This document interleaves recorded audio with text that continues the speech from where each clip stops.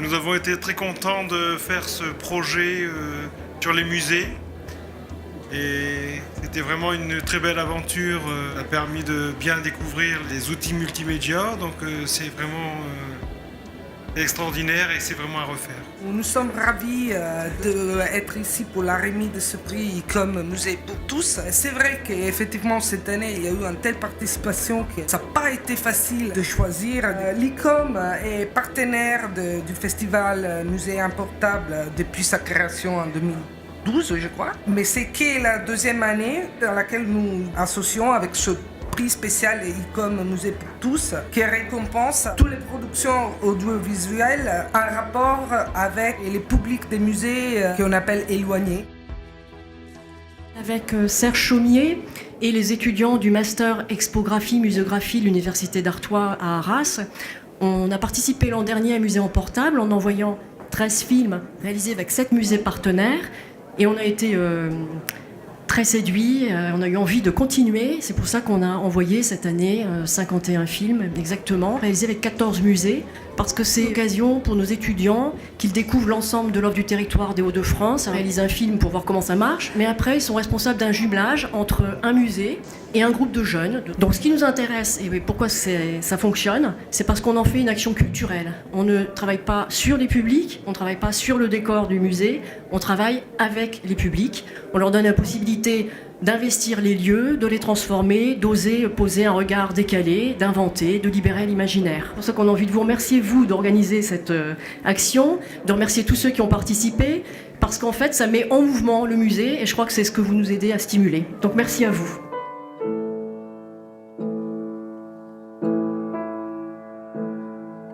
C'est la deuxième année dans laquelle je participe à ce prix en tant que blogueur, journaliste, geek. On voit que d'année en année, la photo et la vidéo au musée s'imposent comme un outil réellement pédagogique. Ce film, il est touchant parce qu'il nous parle des souvenirs. Le musée, c'est un lieu de souvenirs historiques et en même temps, c'est un lieu de transmission à travers les générations. C'est pour ça qu'on a récompensé ce film. Bravo. On est très heureuse, moi et mes deux camarades, d'avoir reçu ce prix. On est des étudiantes qui viennent du centre de la France, d'un IUT, donc on a mené à bien ce projet en parallèle de nos cours. Donc c'est vrai qu'on a été vraiment très heureuses, surtout dans une voie commerciale, d'être arrivées à ce prix. À travers notre court-métrage, on a voulu exprimer le souvenir, tout ça, donc je pense que vous l'avez vu, donc je voulais remercier tout le monde. Voilà, merci. On sait très bien que les étudiants, ce n'est pas forcément une population facile à attirer au musée. L'idée m'est venue après plusieurs années infructueuses à tenter de convaincre, on va dire, un certain nombre d'acteurs de faire des films pour Musée en Portable, d'imposer à mes élèves de participer au concours. Ce qui est très cool d'une certaine manière, mais en même temps, ça a donné 16 films assez intéressants. Et franchement, j'ai eu de très très belles surprises à travers ces films. Et ça a vraiment été un bel outil pédagogique. D'abord, d'écriture du scénario, du synopsis, du storyboard. Ce qui est intéressant, c'est que ça leur permet d'avoir un autre regard sur le lieu muséal. Ils ont pu s'amuser et j'ai trouvé ça franchement très rafraîchissant. Merci à eux. Voilà, là on est dans un musée vraiment, donc on peut vraiment regarder. Je suis normale, enfin, genre je fais des expositions. Du coup, je suis plutôt du côté des gens qui fabriquent des expositions et qui ont fait un film en tant que fabricant d'expositions. J'étais en train de faire des recherches au musée d'Orsay, justement. Comme je fais des recherches d'habitude, un peu comme on fait des croquis aussi. Et à ce moment-là, ma cousine m'a envoyé cet appel à candidature. Et alors j'ai commencé à réfléchir avec certaines des contraintes. J'ai eu de la chance de le recevoir. Je remercie beaucoup Clara de ce clin d'œil, de cette mise en abîme, de cette personnalisation qu'elle a pu porter dans son film. Cette côté sensible, cette envie de faire bouger les modèles qui sont dans les tableaux. Enfin, quand elle ferme les yeux, elle les voit bouger. En tous les cas, moi j'étais très sensible à ce film et je suis très heureux, au nom de l'Association Générale des Conservateurs Publics de France, de vous remettre ce prix et d'encourager votre cœur d'artiste, puisque vous venez des arts plastiques et ça se sent. Merci beaucoup.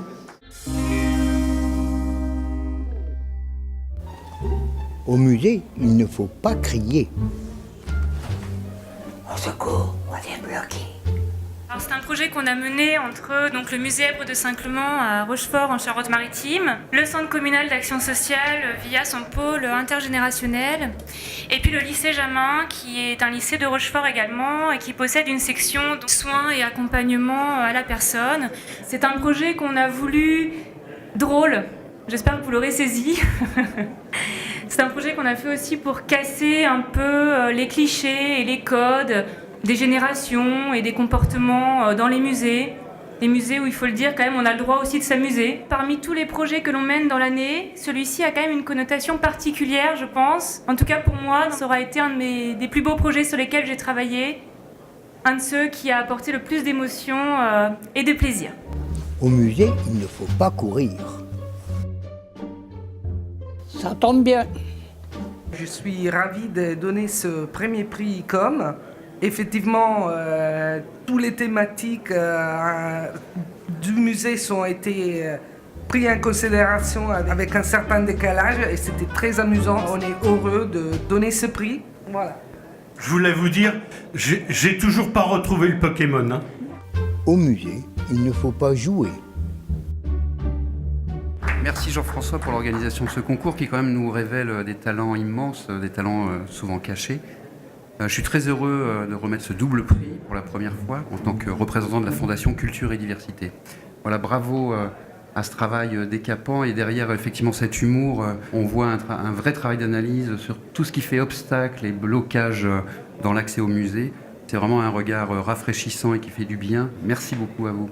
Je pense qu'on peut doublement vous remercier du coup. On ne regrette pas de s'être levé à 5h du matin pour venir à Paris. Et puis la prochaine fois, eh bien, on ira à Cannes. Voilà.